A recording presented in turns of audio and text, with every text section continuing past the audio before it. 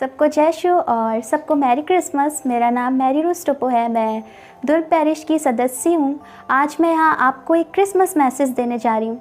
तो जैसे जैसे आगमन काल करीब आते जा रहा है, तो आशा है कि आपकी तैयारियाँ भी बहुत अच्छे से चल रही होगी।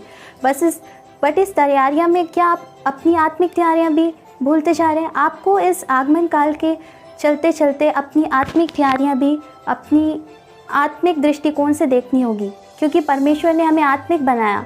जैसे उत्पत्ति ग्रंथ में लिखा है कि जब परमेश्वर ने मनुष्य की सृष्टि की तो उसने अपना प्रतिरूप बनाया।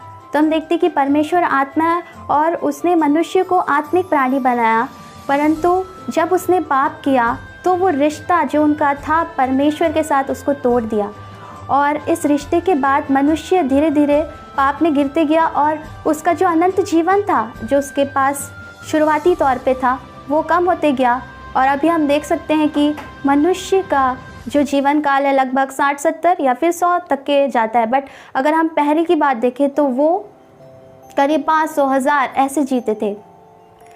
तो परमेश्वर ने मनुष्य को इसलिए भेजा कि वो परमेश्वर जैसे चाहता था वैसे जिए, क्योंकि हम परमेश्वर से अलग रह के हम कुछ नहीं कर सकते। और जब मनुष्य का जो परमेश्वर से रिश्ता टूटा, उसके बाद परमेश्वर ने देखा कि वो धीरे धीरे अपने इस जीवन में तो मर रहा है, साथ ही साथ वो परमेश्वर से दूर रह के जो गुनाह और पाप में जो जी रहा था, उसके चलते वो अनंत काल की मौत की तरफ भी जा रहा है। तो इस कारण परमेश्वर ने अपने इकलौते पुत्र को भेजा।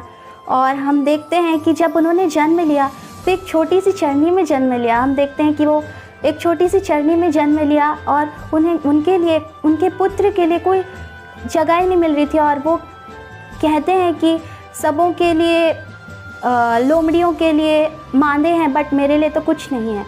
परमेश्वर ने अपने इस पुत्र को इस शरीर में, इस मरणशील शरीर में भेजा हमारे लिए। हम उसके इस आगमन काल में हम उनके प्रेम को पहचानें, उनके प्रेम को अपने जीवन में अनुभव करें, क्योंकि वो चाहते हैं कि हम उनके करीब आएँ। वो हमसे दूर, वो नहीं चाहते कि हम उनसे दूर हो जाएं। इसलिए उन्होंने उस रिश्ते को कायम करने के लिए अपने पुत्र को इस धरती पे भेजा। और उन्होंने कहा है कि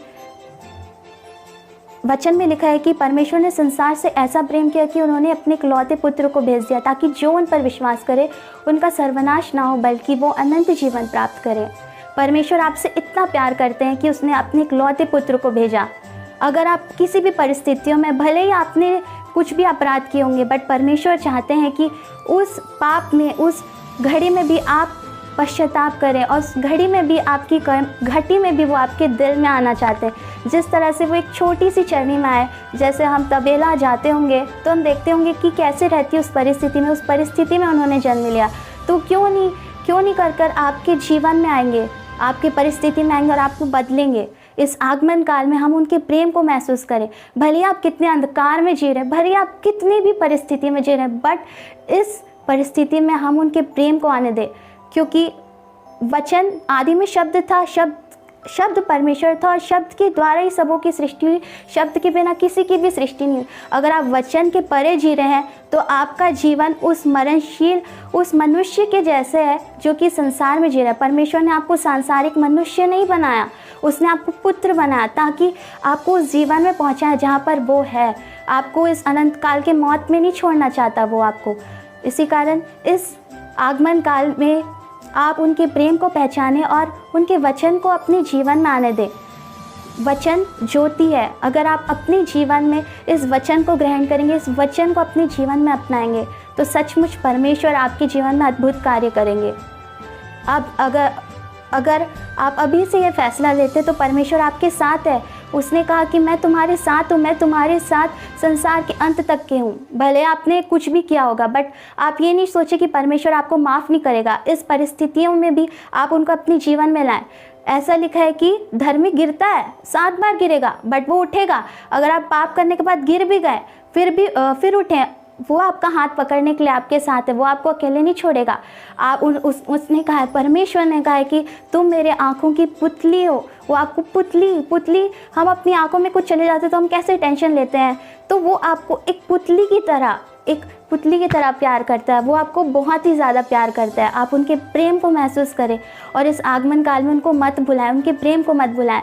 उसने क्रूस पे अपना आपको दिखाया कि मैं तुमसे कितना प्यार करता हूँ। उनके प्रेम को इस आगमन काल में महसूस करें और उनके प्रेम को अपने जीवन में लाएं, क्योंकि आप उनके बिना कुछ नहीं कर सकते। तो आशा है कि आप अपने आगमन काल में उनके वचन को अपने जीवन में लाएंगे, साथ ही साथ उनके साथ ज़्यादा से ज़्यादा समय बिताएंगे, क्योंकि संसार सांसारिक तौर पे जी रहा है, बट हमको संसार के जैसे नहीं जीना।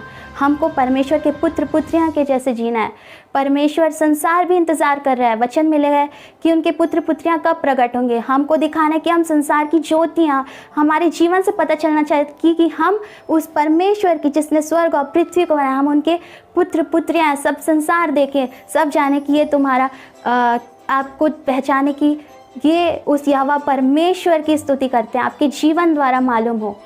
तो आप इस आगमन काल में अपने जीवन में परमेश्वर के वचन को ज़्यादा से ज़्यादा लाने की कोशिश करें। इस जीवन में नहीं, इस जीवन में जब तक कि आप हैं तब तक कि आप उनके वचन को अपने जीवन में लाएं, अनुभव करते रहें, उनके प्रेम को अनुभव करते रहें, क्योंकि उनके प्रेम के बिना आप कुछ नहीं हैं। सबको जय यीशु।